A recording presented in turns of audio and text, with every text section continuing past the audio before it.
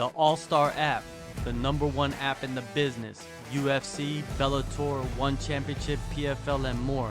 Get the app right now. Link in description. All right, Terrance, let's begin with 2022, man. A little recap of that year. You know, you went pro, you fought twice, 2 first-round finishes. Sounds like a pretty great rookie year for a fighter. Anything that did not go as planned last year?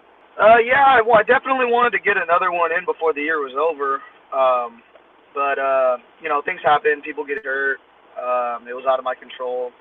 So but other than that, that was pretty much it. That was the only thing that didn't really go my way last year. Did you have a few fights that got canceled, or was it just like one? It was one that I can remember, and it was in, I believe it was in December. I was supposed to fight for LFA, my opponent pulled out. He got hurt. So. Oh, so you were in camp ahead Yeah. of that thing during the holidays. Yeah.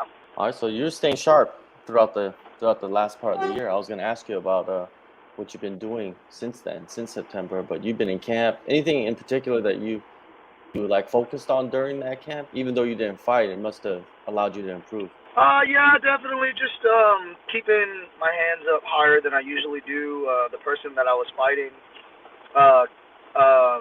likes to throw really big. That I was supposed to fight. The person that I was supposed to fight likes to throw really big hooks, hard hooks. So just keeping my hands up if I do find myself in the pocket and getting into an exchange with them. But that's about it.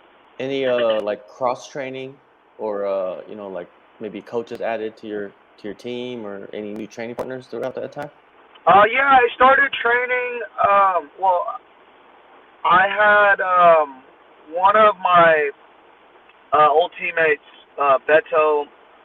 He's a professional MMA fighter as well. He's a flyweight too.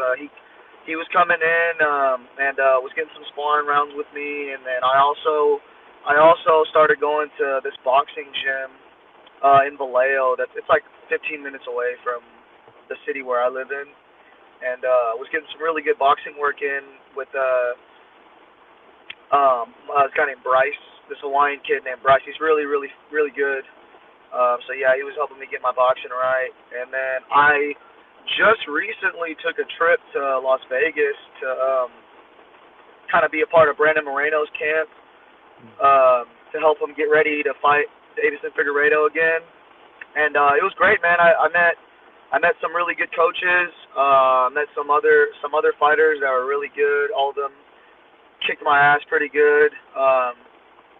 But yeah, that's pretty much it. Going to Vegas must have been fun and educational as well, right? You get to see like what's the top of the pecking order in the division in the UFC.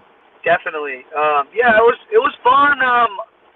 I didn't really do anything like that most people would do when they do go to Vegas. Yeah. I didn't like hit the strip or anything. I just literally went out there to train, and I just went home and just chilled out at the house if I wasn't training.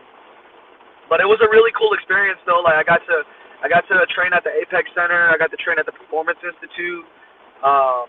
And it was great, man. It was a really, really cool, really fun experience. I hope I get to do something like that again. For sure. And to kick off 2023, you're gonna fight at A1 Combat 7. This is gonna be your third fight with them.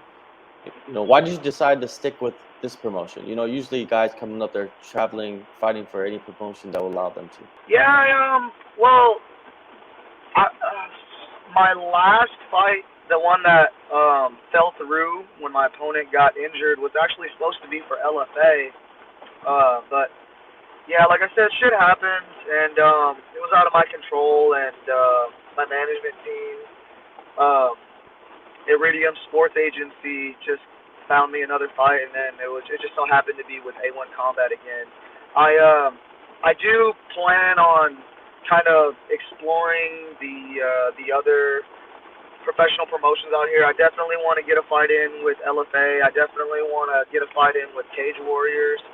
Bellator would be pretty cool. So yeah, that's just my kind of vision for this year as far as like promotions that I want to fight for. You're gonna face off against Keaneo Moyer. He's a little bit more experience than you, has a mixed record. What do you see in him in his style? I think that he's a really tough opponent. You know, like you said, he's experienced. You know, he's got some. He's pretty seasoned. He's got some really good jiu-jitsu. He's pretty ruthless in his submission attempts.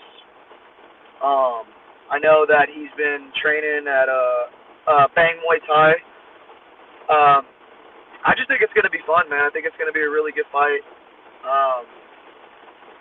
Yeah, I'm excited for it. What do you think is going to happen in this fight? I think that I keep this fight standing, and I piece up Keaneo on the feet and get another finish.